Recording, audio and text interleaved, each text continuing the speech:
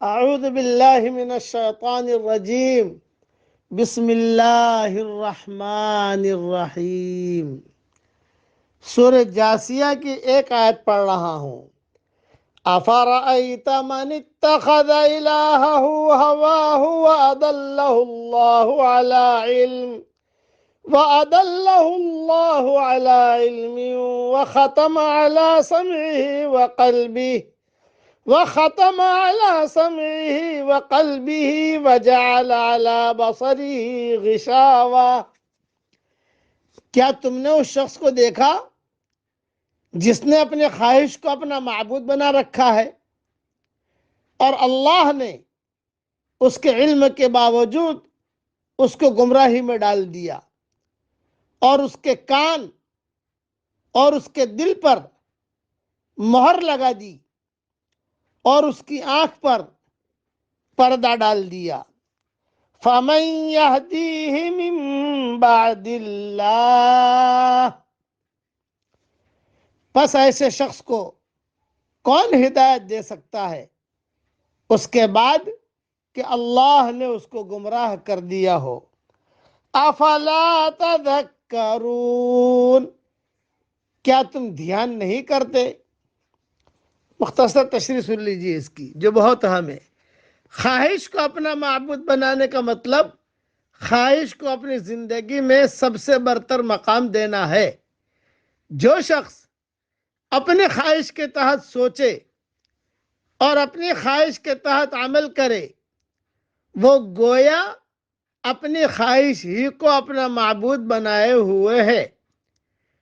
دوسری بات، آدمی کی عقل صحیح اور غلط کو پہچاننے کی کامل صلاحیت رکھتی ہے، مگر جو شخص اپنی عقل کو اپنی خواہش کا تابع بنا لے، اس کا حال یہ ہو جاتا ہے کہ اس کے سامنے حق کے دلائل آتے ہیں مگر وہ ان کے وزن کو محسوس نہیں کر پاتا۔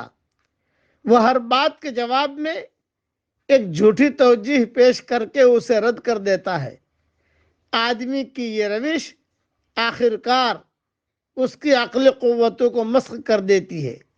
اس کے کان الفاظ سنتے ہیں مگر ان کے معنی تک ان کی پہنچ نہیں ہوتی۔ اس کی آنکھ حقیقت کو دیکھتی ہے مگر وہ اس سے سبق نہیں لے پاتی۔ اس کے دل تک ایک بات پہنچتی ہے مگر وہ اس کے دل کو تڑپانے والی نہیں بنتی۔ نمبر 3، عقلی قوتوں کو خدا نے ہدایت کے داخلے کا دروازہ بنایا ہے، مگر جو شخص اپنی خواہش پرستی میں ان دروازوں کو بند کر لے، اس کے اندر ہدایت داخل ہوگی تو کس راستے سے داخل ہوگی؟ صرف ایک مثال دے کر سمجھا دیتا ہوں۔ کوئی آدمی اپنی آنکھیں اپنے ہاتھوں سے پھوڑے اور پھر اللہ تعالیٰ سے روشنی مانگے، کیسے ملے گی روشنی؟ اس لیے عقل گھوڑے نہیں دوڑانا، خواہش کے پیچھے نہیں چلنا، احکامات کو پورا کرنا ہے۔ بس وہ اسی کو اچھا سمجھتا ہے جس کو اس کا نفس اچھا، اور اسی کو برا سمجھتا ہے جس کو اس کا نفس برا قرار دیتا ہے، یعنی اللہ اور رسول کے احکام کے مقابلے میں اپنی نفسانی خواہش کو ترجیح دیتا یا اپنی عقل کو اہمیت دیتا ہے۔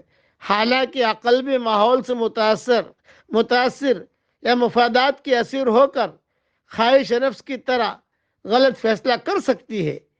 اس لیے ایک معنی اس کے یہ بھی کیے گئے ہیں کہ جو اللہ کی طرف سے نازل کردہ ہدایت ہے وہ اور برہان کے بغیر اپنی مرضی کے دین کو اختیار کرتا ہے، اللہ تعالیٰ کے احکامات کو پورا نہیں کرتا، وہ آدمی بھٹک جاتا ہے۔ صرف اپنی عقل کو چلائے تو اللہ کے احکامات کے مقابلے میں عقل نہیں چلتی۔ جیسا اللہ کہے ویسا کر کے دکھا دو، اسی لیے اللہ کا اعلان ہے، میں جیسا کہوں ویسا تم کر کے دکھلا دو، پھر تم جیسا کہو گے ویسا میں کر کے دکھلا دوں گا۔ لیکن ہم کیا کہتے ہیں؟ اللہ پاک نہیں، ہم جیسا کہیں ویسا آپ کر کے دکھلائیے، اور آپ جیسا کہتے ہیں ویسا کرنے کا ہمارے پاس ٹائم نہیں ہے، تو گاڑی نہیں چلتی۔ اب پڑھ لیجئے میرے ساتھ، ایاک نعبد